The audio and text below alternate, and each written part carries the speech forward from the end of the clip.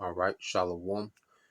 First and foremost, I would like to give all praise and glory unto Yahweh, Bahashem, Yahweh Shai, Bahashem, Rakakwadash, and double honors unto the apostles and the elders of GMS who rule well, teach well, being great examples towards younger brothers. And peace and blessings and salutations to the hopeful lake out there pushing his word and truth and in sincerity across the four winds in the name of Yahweh Bashem Shai, pushing to get up out of here. Shalom to the hopeful lake, the believers, the listeners who have came back to the obedience of the scriptures through faith in Yahweh Bashem Shai. All right. And what I want to get into today, dealing with, a kingdom of abundance, all right, and equity, okay, versus a kingdom of chaos and scarcity, okay. And this is the spectrum, the two different spectrums dealing with Jacob and Esau. You see, when we deal with Jacob and Esau, they're totally, completely different ends of a spectrum, okay. And the way that Esau rules the earth is the complete opposite on how we're going to rule the earth, in righteousness, man. Okay, now you have, the bulk of our people over in America, 2/3 who have becoming like, the wicked Esau Edom. Okay, but us in our natural state as Israelites, we're completely different. Okay, and the way that we, all right, rule the earth is completely different. Okay, so the earth is finna take a drastic, all right, change, from being ruled by the wicked to being ruled by the righteous. Okay, and the Most High is making a statement. He's showing, all right, the results of wickedness and what that breeds. Because every complaint, okay, that people have in the planet Earth, whether it's a nation complaining or whether it's a person complaining, all right, a state complaining, a community complaining, okay, it goes back to the rulership of the wicked. Okay, this man has nothing but systems set up to deceive, to oppress, to extrapolate wealth, okay, to deter wealth creation. You see, to deter people from being, self-sufficient. Okay, that's the only system that exists in this man's kingdom because Esau wants everyone dependent on him like he's the Most High, and that's wicked. Okay, you're not supposed to depend on people like that. Okay, even if someone's a ruler or someone of high rank, you're not supposed to be dependent on them like that. Okay?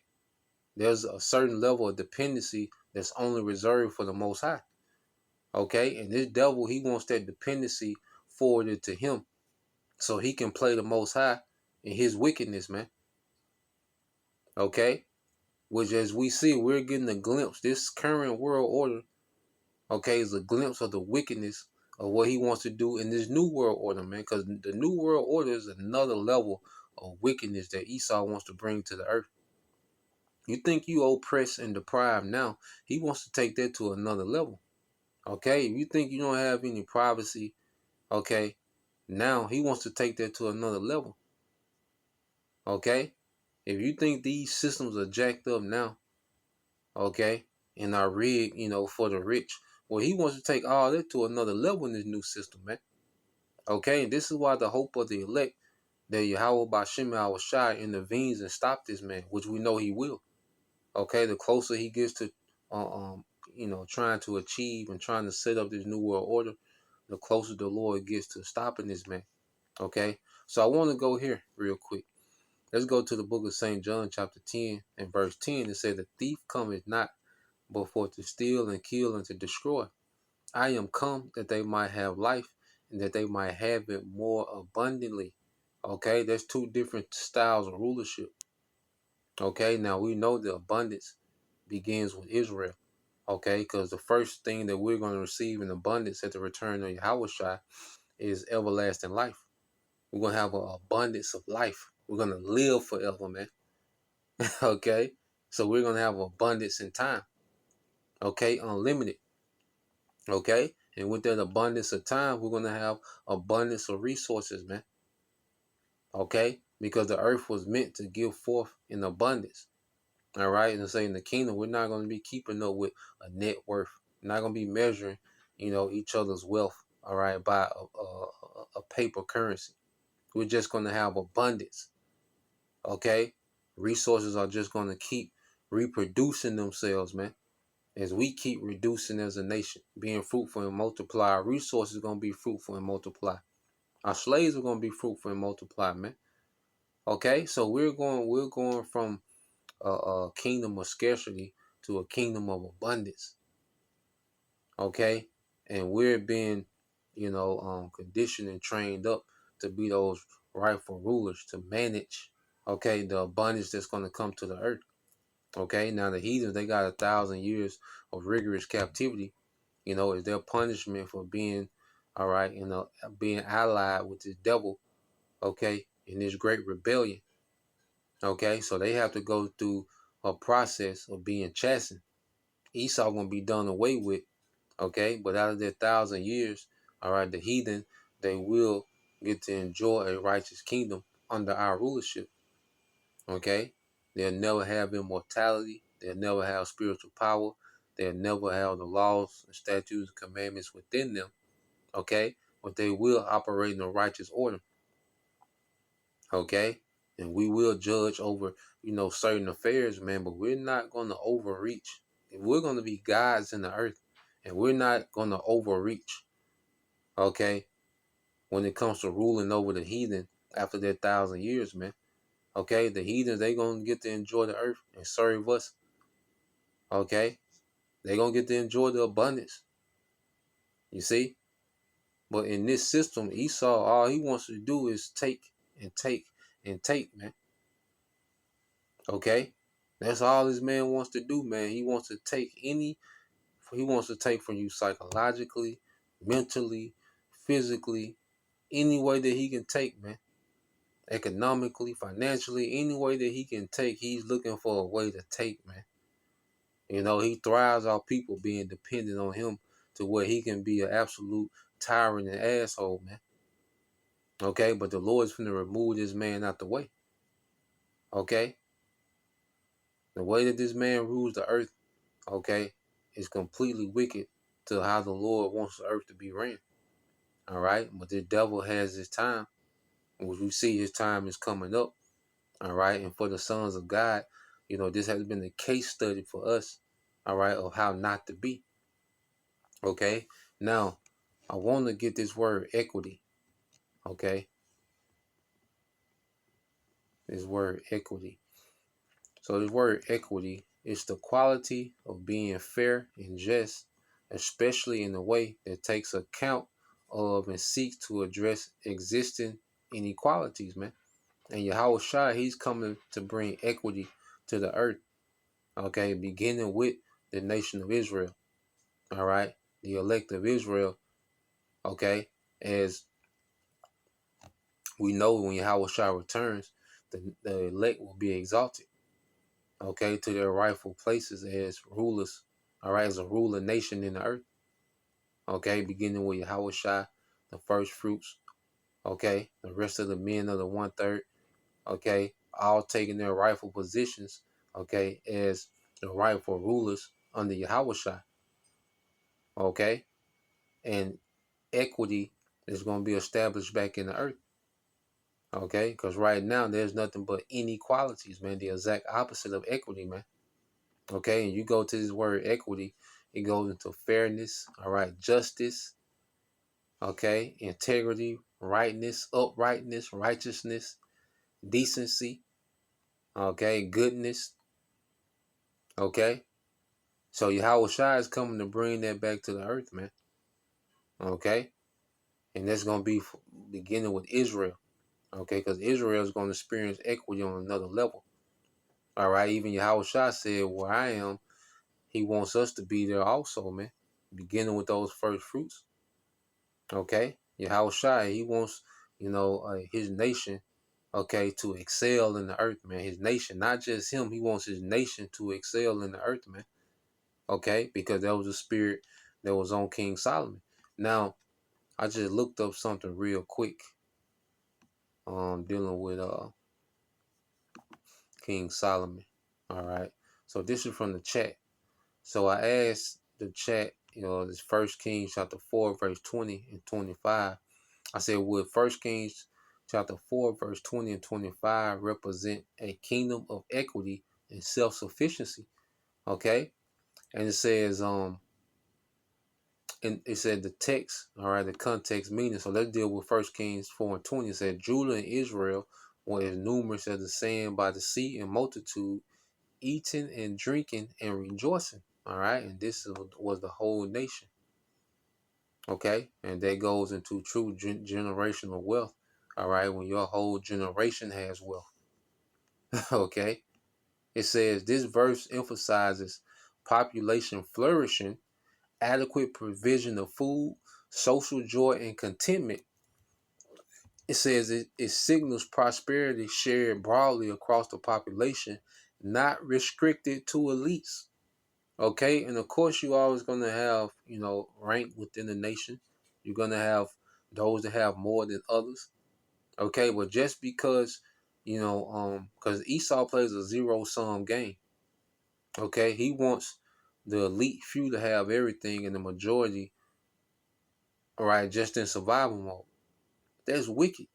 Because you can still be, everybody can be in abundance on different levels. Okay, everybody's not going to be, on the same level. Okay, not going to have the exact same wealth. Okay, you see, everybody's not going to be exactly the same, but everybody can be well off and good, man, and content. The wealth doesn't have to just be concentrated amongst a few families, man. How wicked is it? Look how big the earth is. Look how many people in the earth. And all this wealth is concentrated amongst a few families, man. This is extremely wicked. Okay? So going back into here, it says it signals prosperity shared broadly across the population, not restricted to elites, man. We're gonna be good, man. Israel gonna be good. Nobody is gonna be disappointed with their reward or their position or their status in the kingdom, man. Because we're customized for whatever status, whatever office we got in the kingdom. We're gonna be customized for that. Okay, it's gonna be the right amount of wealth. It's gonna be the right amount of status that we was created to have from the beginning. Okay, and we're not even, like I say, we're not gonna be looking at each other as a net worth. When we see this brother, oh, this brother worth 2 trillion, oh, this brother worth 10 trillion. We're not gonna. It's not gonna be a floating net worth over brothers' heads in the kingdom, man. Okay, because in this society, when you think of celebrities and these tech billionaires, it's a floating dollar sign on their head, which represents their value and worth. And nah, man. Okay, you're not gonna care about trying to count a brother's substance, man, because you're gonna have everybody gonna have their own thing going on. Everybody gonna be good. Okay, that's why it says, back in First Kings 4 and 20, it said Judah and Israel were as numerous as the sand by the seaside, eating, drinking, and rejoicing, man. Everybody was just good, man. Okay? It wasn't trying to figure out how much this brother worth, how much he worth, how much he got, trying to count. No, man, brother just had abundance. Brother's good. Okay? Brothers had more than enough every day. All right? We had more than enough every day as a people, man. Okay? No worries, man. You see, and we're going back to that, except in a whole nother glory, man. Okay? So you jump down, it's First Kings 4 and 25, and it says, and Judah and Israel lived in safety from Dan even to Beersheba. Okay? So we lived in safety. We didn't have to worry about no invading, armies. That's a peace of mind. And that's priceless. Okay? That's priceless, man. You're in safety. You're secure. Okay? Got to worry about niggas stealing, Esau and, ICE agent pull up, all this madness of this kingdom. This is a madhouse, man. Okay, that Esau is running, man. Okay, this is Mad Max, what this devil calls a functioning kingdom, man. Okay, so safety in itself, man, is priceless, man, to be secure. Okay, and we're gonna have that in abundance, everlasting.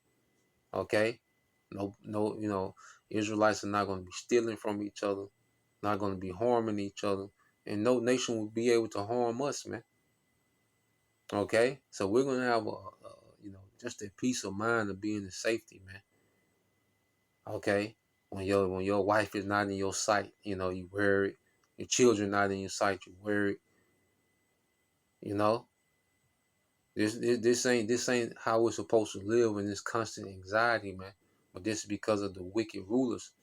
Okay, it says, in Judah and Israel lived in safety, from Dan, okay, even to Beersheba, every man under his vine and under his fig tree all the days of Solomon, man. So every man had their own substance, man. They had their own thing going on, man. Okay? Each Israelite man in the kingdom, man, hey, they're gonna have their own little world within the kingdom, man. They're gonna be good, man. Brothers gonna have cities, and man, you're gonna be good, man. You're not gonna be okay, scrolling trying to see what everybody else doing, what pictures they posting and all. No, this of this world, man. Okay? Majority of the things of this world not gonna even exist, man. That's why we really gotta tap into the world that's coming, man. And we really gotta see this world for what it is, which is some BS, man. Okay, this is a low grade kingdom, man. This is a low quality kingdom, man. Okay? This kingdom is highly overrated and hyped up. Esau is highly overrated and hyped up, man. Okay? Just the simplicity of the earth itself, man, is beyond anything that this devil has created in his technology, man. Just the simplicity of the earth, man, is beyond this devil's greatest technology, man. Okay? So reading on, going here, let's get it says, so this back in the chat, it said this imagery conveys, all right, dealing with First Kings 5 and 25.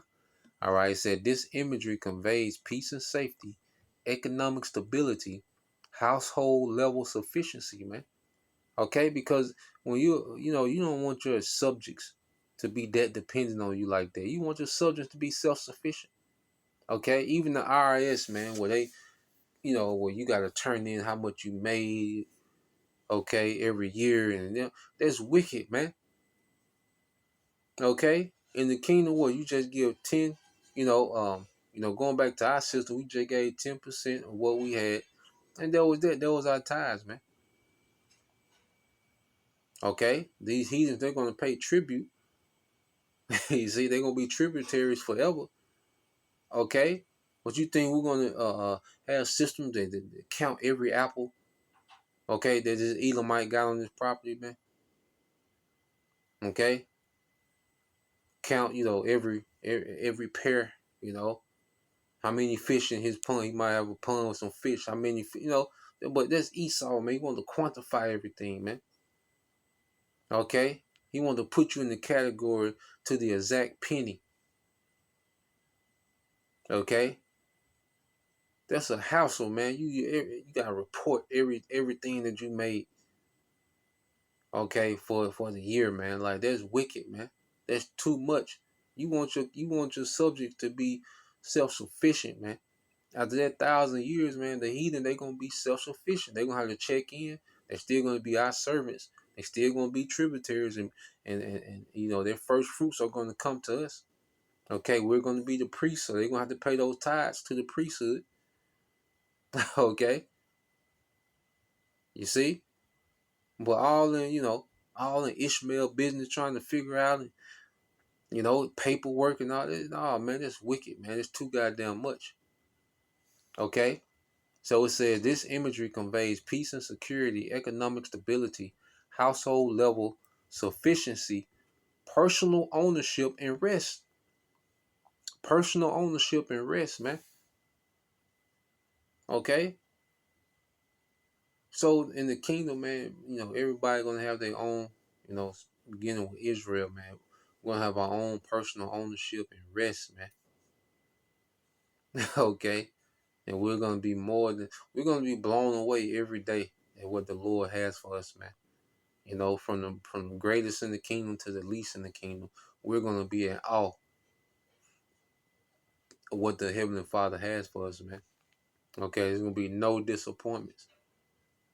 Okay, it says, reading on, said, under his vine and fig tree was a standard ancient metaphor for self-sufficiency without fear. Okay, um, so yeah, that's it on that. All right, so let's go here, man, because this is what Yahweh Shai, when you go to Psalm 72. All right, this is what Yahweh Shai is bringing back to the earth, man. Okay, this is Psalm 72 and 1. It says, give the king thy judgments, O power, and thy righteousness unto the king's son. He shall judge the people with righteousness, okay, and thy poor with judgment. The mountains, the government, shall bring peace to the people. This is speaking of Israel, and the little hills by righteousness. He shall judge the poor of the people. He shall save the children of the needy, and shall break in pieces the oppressor, man. Okay? So Yahweh Shai is coming to bring justice to the earth, man. Okay? He's coming to, all right, restore, okay, the golden age of Israel. As we read, you know, during the times of King Solomon.